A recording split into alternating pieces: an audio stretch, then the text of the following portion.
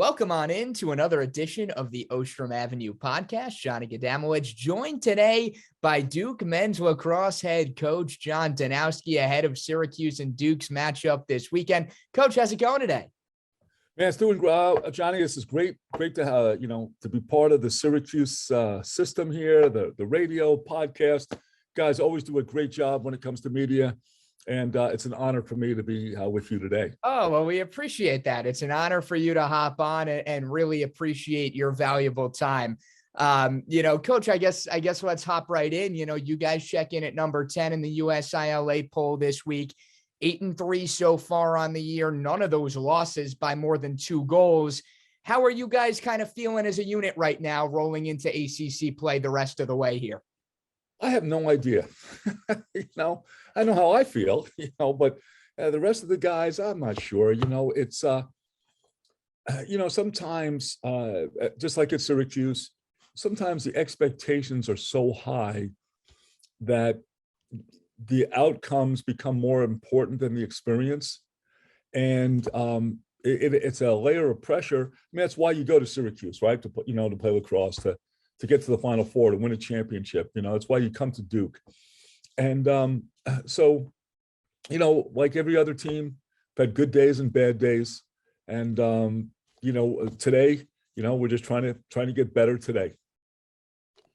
So now, you look at the schedule so far, what you guys have gone through so far this year, the ranked teams that you've seen, the Denver, Delawares, Richmonds of the world, relatively speaking, you guys have been able to, sort of handle them with ease, at least as far as the final score is concerned. Just how much of a testament is that to this year's group that these guys have shown up on the big stage so far? Yeah, once again, I'm trying to figure it out. I'm trying to figure out the modern day athlete. I'm trying to figure out what moves them, what scares them, what paralyzes them, at certain times, what frees them up just to be themselves and enjoy competing. And I think that's one of the things that we're, that we're kind of living through is that, there are times where, we look like, wow, this is a good looking group. And there are times like you scratch your head and said, well, did you just see that? I mean, wow, those guys are playing lacrosse their whole lives. They're really poorly coached, because, we look really bad. And so, we're probably somewhere in the middle of all that. And again, you just try to identify those things and try to get better each week. Conference opener coming up for you guys. I'm sort of curious from a prep standpoint, does anything change? I mean, I guess you could say Syracuse is in a similar boat. They've already played one conference game against UVA much earlier in the year. How do things sort of change? Is there any sort of worry on your end that the Orange have seen an ACC opponent while you guys have yet to? What's sort of the mindset? How does it differentiate knowing that you're going up against an ACC foe? I think it's more exciting for sure. I have a podcast. This is the first podcast I've done this year, so wow, there's some juice, to this, but other than that, when you get rolling into game 12, it really should be about you and what you do. And while every team, this is not like football where maybe we're seeing the triple option this week.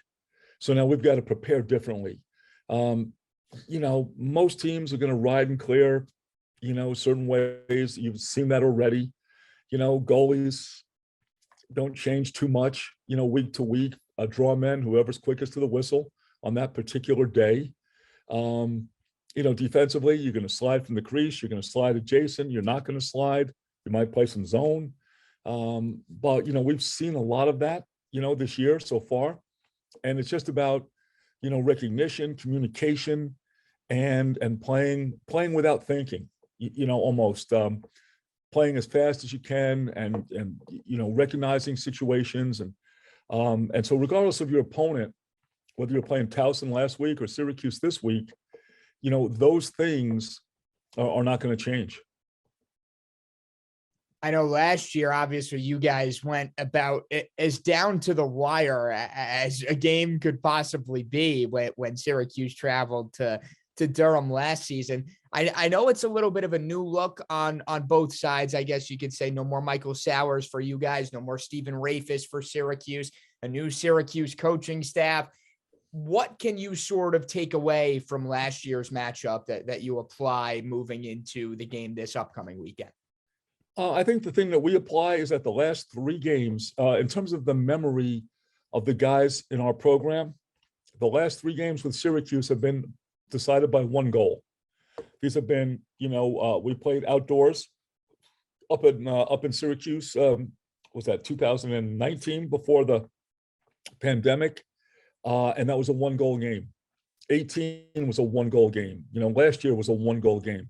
And I think the thing that we take out of it is, and all these ACC games, and now listen, that doesn't mean that we can't get beat by 10, on Saturday, but that these games are notoriously close, regardless of the halftime score.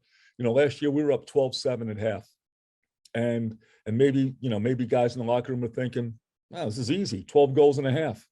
Well, all of a sudden you score 2 or 3 in the second half only, and Syracuse makes a run, and you end up winning by a goal. That's the way these games play out for the most part. Coach, I know you're a Long Island guy, went to East Meadow, obviously the Hofstra ties. I'm a Long Island guy myself. Maybe it's no surprise then that you look up and down this Duke roster and you see a lot of St. Anthony's. Why do you think you've had so much success there, and what makes that program in Huntington so elite? It's really interesting that you say that, because I mentioned the other day that, the 4 St. Anthony's young men that we have the last couple of weeks have really played well.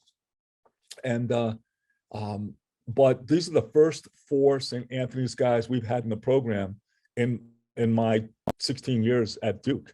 We've had Chaminade, and we've had Ward Melville and Garden City, but we've never had St. Anthony's guys. And so we have, we've got the sophomores and freshmen, which is really kind of interesting. 3 sophomores and 1 freshman. But Keith Wieserek does a wonderful job as the head coach, and the guy kind of behind the scenes is Dougie Schreiber. Dougie was a first-team All-American. I believe he's in the Lacrosse Hall of Fame.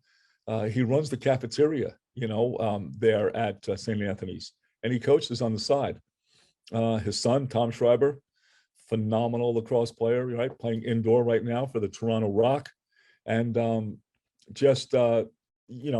they learn how to play the game, and that's I think that's lost on a lot of today's lacrosse players, is that there's a feel of the game that you have, that some people have and some people don't.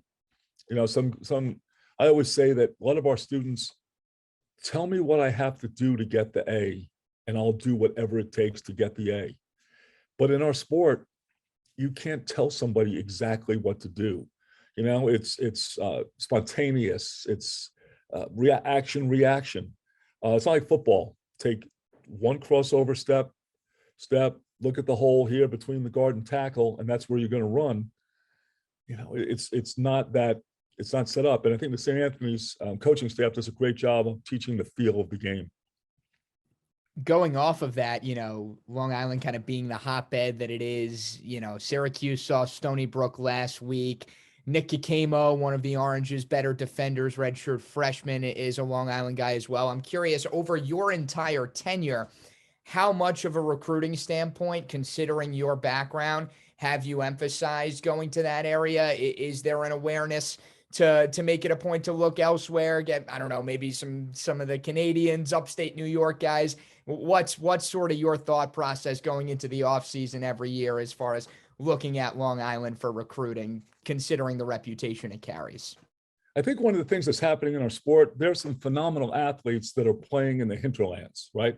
Whether it's Cade Van Raphorst from Arizona, or Nakai Montgomery from Dallas, Texas, or we have some Minnesota guys who have played for us. But the difference, the Long Island kids, and to me, it's not so much, I'm not saying they're not as good athletes, but they learn to be really competitive at practice every day, where maybe, and maybe that's where they get the feel for the game a little bit, because there's depth at their schools. that really good attackman is playing against a really good defenseman every day, where maybe a Cade Van Raphorst in Arizona, he's not really getting challenged during practice. And so Cade couldn't step on the field as a freshman. He played a little bit, but it took him time to figure out how to play for us. And I think that Long Island, and number one, they get terrific coaching, all up and down the ladder, whether in junior high, they get to JV, they get to the varsity. There's teachers in the building, men who create this culture, whether it's, Garden City or again, Ward Melville, there are phys ed teachers, there are history teachers. They see the kids every day in the classroom, in the hallways. There's a lot to be said for that. That doesn't mean that kids can't play from other areas, but I do believe that it is an advantage. All right, so now looking a little more X's and O's wise as far as your group this year, Brennan and Dyson have really been as solid of a 1-2 punch as any. What makes them such a scary duo, and what's enabled them to have the sort of success that they have this year? I think one of we talked about this the other day as a staff. We don't run any stuff for them. We don't run any set plays. They just play within, the system, so to speak, of what we're trying to do. Dyson is, he can dodge if he gets the right matchup. He's a very capable cutter, off the ball. He's good in the two-man game, as, most Canadians certainly are. So he can do a lot of different things. And that's really kind of, that's been kind of that's how he gets to, 3 goals a game. Nothing out of the ordinary, nothing, like, wow. But all of a sudden, you look at the score sheet when the game is over, wow, he had 3 goals today. Brennan's a little different. Brennan's able to create his own shot. He's able to, shoot around people. He's got some, length to his game, that he can shoot from 12 yards, 15 yards.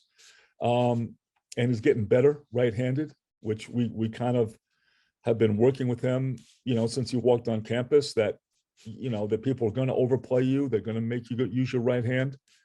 And so, every once in a while, he'll let one go righty and he scored a couple of goals he has in his career. And Dyson actually scored his first right-handed goal of his career, a couple of weeks ago. So all that, all those things, they're still evolving. I think the pandemic for all these kids, right? The Syracuse kids, for our guys, the high school kids missed a year. They played a truncated season, their senior year in high school, the freshmen. So, everybody's kind of adjusting, everybody's still continuing to adjust. You look at the face-off X for you guys, Jake Naso up over 60%, really had Jacob Fopp's number last year when these two teams played. What sort of strides has he taken so far in year number 2? I'm going to say that, there are certain surprises that you have in recruiting. We had no idea that Jake would be as successful at this point in his career that he has been. Last year we had a couple of seniors, we had a couple of fifth years that we had a fifth year and a senior, and Jake was an afterthought, really. And Jake, beat those guys out over the course of the season, didn't play early in the season, but then beat those guys out and had a solid year. 2 years ago, the Syracuse faceoff man dominated us. So sometimes it's just a matter of matchups. It's one guy is on it on a particular day. Trying to coach faceoff guys and goalies are pretty similar. They're pretty eccentric, in their own way, and it's like they have their own swing coaches, and you can't really change their style too much. But it's just a matter of getting over the ball first and then exiting properly. And if you get beat, do you have a counter move? And then you got to consider your wing play, are your wings doing a good job? So, there's a combination of a lot of things that happen, at the draw. You mentioned it before. I want to take a little bit of a deeper dive into it now. The goalie situation, specifically for Syracuse, they've kind of been rotating the two between Bobby Gavin, the Virginia transfer, Harrison Thompson, who backed up Drake Porter last year. Just how difficult does that make your life, if at all, from a prep standpoint, not really knowing which one you might see, perhaps maybe both? Well, we saw that last week in Towson. We saw that, they played two goalies, and the week before, and they had played St. Joe's, and they played a different goalie, and we weren't sure. But at the end of the day, good shots go, regardless of who's playing.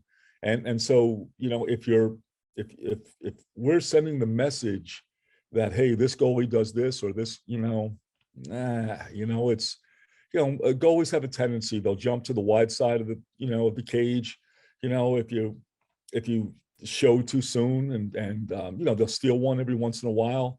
But you got to look at the goal and you got to shoot for the net. And that's, again, regardless of who's playing. And, it used to be that the great goalies in our sport were at 60, 65%. Now the great goalies are at 52, 55%. So if you say to your team, hey, listen, 1 out of every 2 shots that you hit the cage are going to go in, I think it relaxes guys a little bit. Now, that's not necessarily true every week in and week out, but, you're playing the percentages as a coach, and you're saying, listen, good shots go. Let's not try to shoot stick side high. Let's not let them catch it. And let's, make them earn those saves.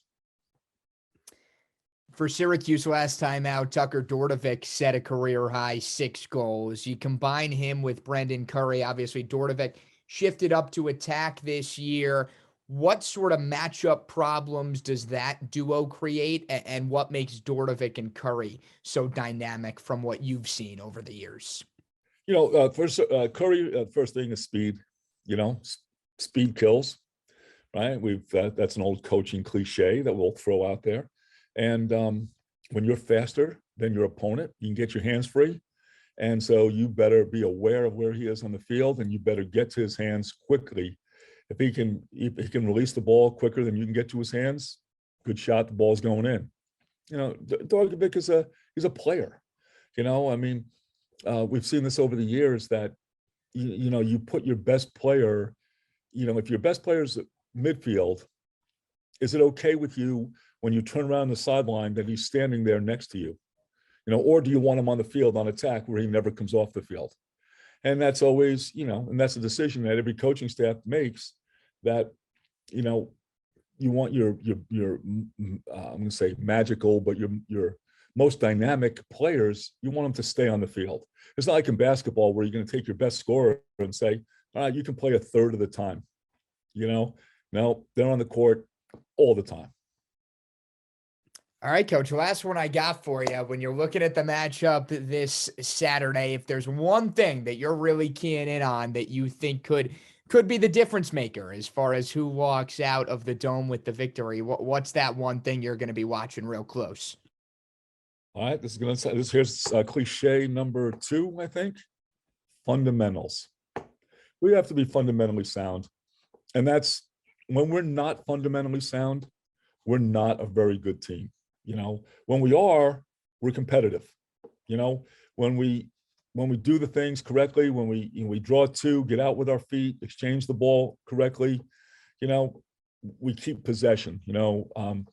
When we clear the ball, making good decisions, defensively, when we let our goalies see bad angle shots or contested, we defend inside well, we're a better defensive team.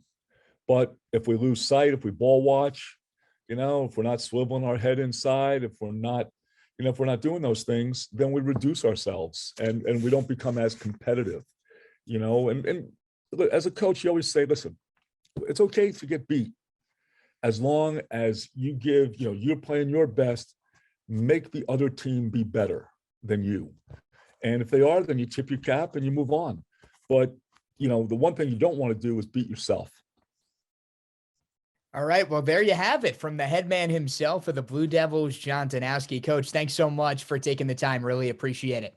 Johnny, this was awesome. And I got to ask you, where are you from on Long Island? I am from the Huntington area, so right near St. Anthony's, actually. I went to Harbor Fields High School in Green Lawn. It's a small Centerport, Green Lawn, Northport area. So North Shore, about an hour out from the city. But well, we brought our kids up in Farmingdale, so I know. Okay, great. Love it. Yeah. Well, Syracuse and Duke get going at noon this Saturday. GZA Countdown to Face-Off has you covered with an 11:30 a.m. start time.